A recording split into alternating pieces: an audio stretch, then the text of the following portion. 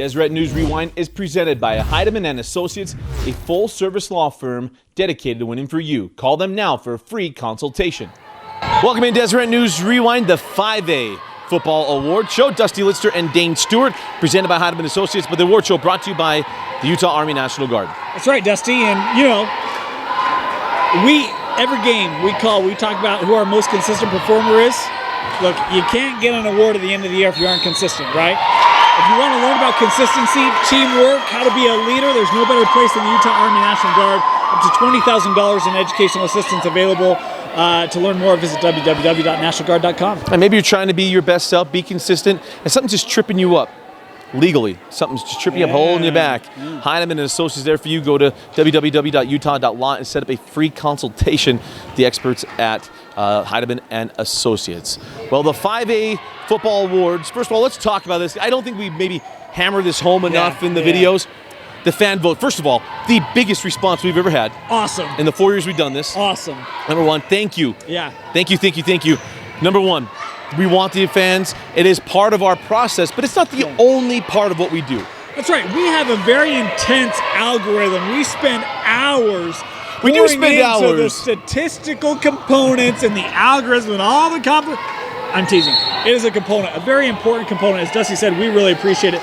We talk to coaches, we talk to other players, we talk to ourselves amongst ourselves, and we take that fan piece and we incorporate that. It's a very strong voice, but not the only one. We really appreciate your participation, and we're excited to be able to announce our 5A award winners. Absolutely. Well, let's get started on the funnest side of the ball, the 5A Offensive Player of the Year. Chase, big-time contributor for Olympus this year, and so much so that we wanted to present you with the Deseret News Rewind 5A Offensive Player of the Year. Chase, congratulations. Thank you so much. Let's talk a little bit about this Olympus team this year. You guys had that loss against Kearns, and then after that it felt like, boy, you guys just went on a tear in 5A. What was it like for you, being one of the key contributors, one of the leading rushers in 5A, to kind of go on that run for the Titans? It was super cool. I mean, I think after that Kearns game, I think a lot of the players were like, none of that, like, all of us hate losing so much. Like, we were all in there just so mad after the game. So we were like, that's not happening again. So we just practiced as hard as we could and went out there and competed after that. This might be an unfair statement. When I think of football, I don't tend to think of Olympus High School. But the last couple of years, what Coach Whitehead has built here, and now this team that has expectations of making playoff runs, what has it been like for you to be able to come up in that program and see those expectations change to where now Rice Eccles is the expectation? It's been kind of a grind. You know, he's got us in the weight room a lot during the off season, which is good. So it's been fun to kind of be one of the teams that's kind of changed the name for Olympus as far as football goes. I know you guys didn't make it there, had the loss against Orem, played them really, really tight. But when you think back on this year, what's going to be that moment you think back on and you're like, that was maybe the thing I'm going to remember the most going forward? Honestly, probably that first play against Orem going up against Sewell. Everyone knows that guy, so I was pretty nervous, honestly. That's a big boy, so probably just remembering that feeling of like I'm about to be a battle, So, yeah. Leading rusher in 5A, had the most touchdowns by any player, not a quarterback in 5A. What does that mean for you just personally? I know football's a team sport, but when you think back and you realize the season that you had this year, what's going to be the thing that maybe stands out or that you take the most pride in?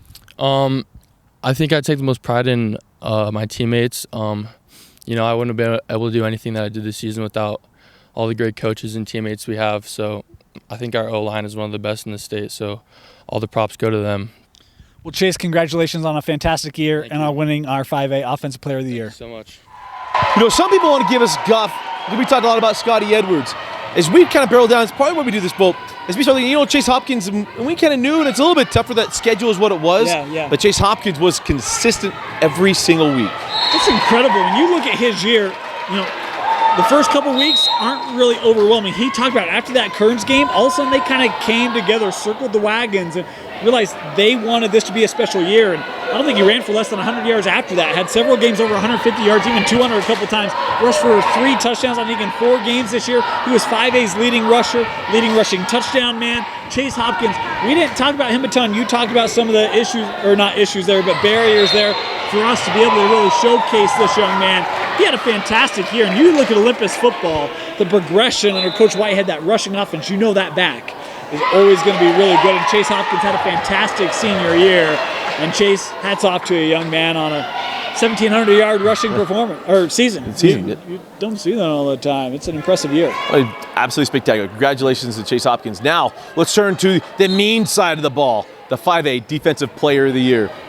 Here with our 5A Defensive Player of the Year, Mason Cobb. Mason, first of all, congratulations committing to Oklahoma State. But first, before we get to that, let's talk about this year.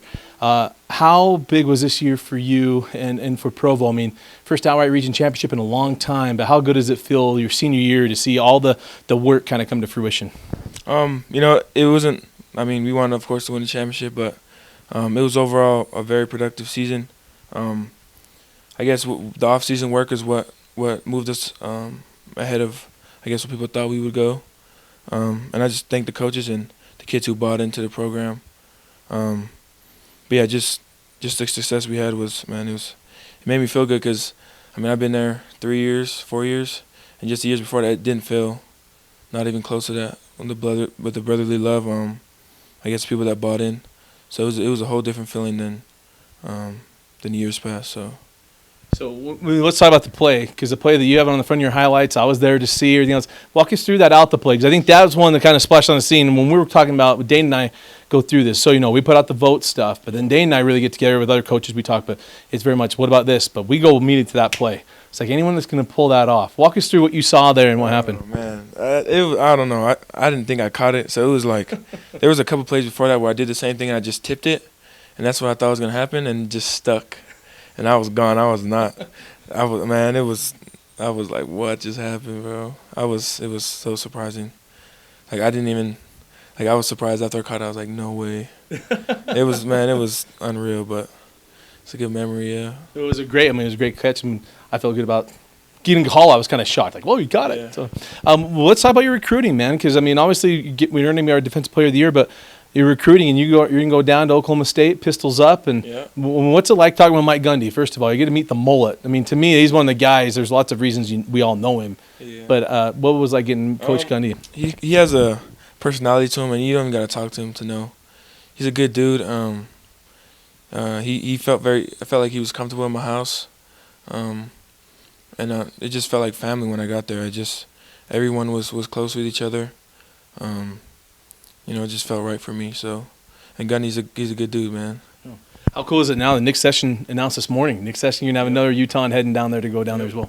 Yeah, it's good, man, because that's my boy. Like, I've been to a lot of camps with him, and he's been on me about it too. Before I went out there, he's like, man, you're gonna love it. And I guess I just had to see it for myself, and he was right. So awesome. Well, is there a play outside of that Alta one you think of that when you were thinking back on your time at Pro, we've had some time to think back on it, that is there a game, a moment, maybe something that stands out in your head? I think the Salem game. When we got the first down, it was one of the best feelings, because we came in that game knowing what was needed to be done, and their record didn't matter to us. But just knowing that we were this close to, eventually we could have lost the game that way. But just that little, like, half inch, it felt really good to, win that game. Yeah. So. Well, it was a great career, great run at Provo, got great things ahead of you. But Mason Cobb, our 5A Defensive Player of the Year. Mason Cobb, he's not staying in state. Yep. Good for him. Good on you. Mason, he's worked hard, and he helped turn around Provo, but this kid, his ceiling is really, really high. He flies all over the place, and you really don't have an appreciation until you see it in person, right? But my favorite thing, I love athletic linebackers. How about the one-handed interception he had? You were there for that ball Alta, game. yeah. Unreal. This is a young man that dominated the defensive side, and when you see his impact for this Provo team, you mentioned going out of state, Oklahoma State. Really excited for you. That's a fantastic program. Yeah. Great place to go play. How about the Cowboys coming to the state of Utah? I love it, Coach Gundy. But Mason Cobb, boy, what a key contributor for Provo. Able to get that playoff win, able to find some success this year. And Mason, huge year, and great to see his career come to a close in a real positive way. Absolutely. Well, let's talk about the men that lead these young men. We couldn't choose how we're doing this one. This is 2 parts. Let's go to our 5A Coaches of the Year.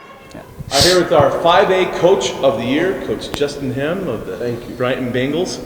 Coach, first of all, congratulations on a terrific year. What was year 1 like for you? I'll tell you, it went fast. Year 1 went fast. Got the job late April. Got with the guys early May. But from May to first week of November, it flew by. But great experience and got some great kids here, and looking forward to continuing what we did this year. Coach, this is a proud program with a really strong tradition, but you look at the last 3 or 4 years, it's been down. This year, you guys go and win 8 games. You get a first-round playoff bye. You rebuilding this program, feel like you guys are maybe ahead of schedule or on schedule? Where would you assess where Brighton football is at? I think we still got a lot of work to do. I mean, this was great for us for where we're at and what we want to do in the future. Some things worked out for us, and there's games there that can go either way. Luckily, we were able to finish some of those, and I think we're where we need to be. I'm looking forward to really this offseason, having a whole offseason with these guys to kind of get going. I mean, speaking of offseason, I'm just taking a quick look here at the. Yeah. I mean, it's good to see Gabe Curtis on multiple of those things. It's weird to feel like you got your quarterback coming back next year, and he's obviously putting in work. I mean, bench pressing 250 pounds. Yeah. He's in the top of 1 in the 85 reps. Yeah, so we always tell Gabe to get down, when he runs the ball, and he kind of refuses to, but he just walked out of here probably 10 minutes ago. But he said, he's going to continue trying to put on some weight so he can take some more hits so he doesn't have to get down. But we encourage him to get down. But yeah, getting after it, trying to do what we can. We'll really start getting after it a little bit more when we get back from break, but really push these guys to increase some numbers in the weight room. Was there a moment this last year that you kind of felt like it started to click for your guys, and where that goes? You guys earn a first-round bye, and that's part of what we're looking at. Hey, this team where they were the year before, you get a first-round bye. But is there a moment you feel like, you know what, they're getting it? Yeah, obviously the Fremont game was big, but I still think we were learning a lot. Going into week 2, Layton, and Woods Cross, and Bountiful. But when I really think we started hitting our stride was that Olympus game. Honestly, getting exposed to those guys and knowing that we're facing the best and competing with the best in 5A gave us confidence. And from there, you could see practice habits and the buy-in from the team and things like that really take that next step that we were looking for, that we hope to carry into this offseason. Coach, when you think back on this year, is there a particular moment, player, where just something that stands out in year number 1 that you'll think back on this group of 2019 and just have a positive memory of? Yeah, one thing definitely would be the Fremont game. Fremont scores about a minute left in the fourth quarter. We had scored earlier, thinking we're in a great situation. They come and respond right away. But Gabe Curtis makes a great play. He throws into triple coverage, which is what you coached him to do, right? Yeah, Drew it up that's just like what that. We practice all the time. That's what you look for. Yeah, but then MJ, we had great protection. MJ makes a great play, makes the third guy miss, and able to score. Which that's one game that sticks out and will stick out for the rest of my life career. Awesome, Coach. Well, our 5A Coach of the Year, Coach Justin Hem. Here with our 5A Coach of the Year, Coach Jeremy Hill, the Orem Tigers. And Coach, you win 3 straight. How good does this one feel? Because there's no questions, right? You win 4A state championships, and it's like, well, how good are they really? But winning a 5A state championship, knocking off Timpview, there aren't any questions left. No, and I think you sum it up right there. We won 2 in a row, and we hear it. It's 4A. And so going into this year, moving up classification, which is where we wanted to be, losing some big stars like Nakua, Laga, that offensive line we had. We definitely earned this one, and, we started out with the suspension, and we had Noah's injury.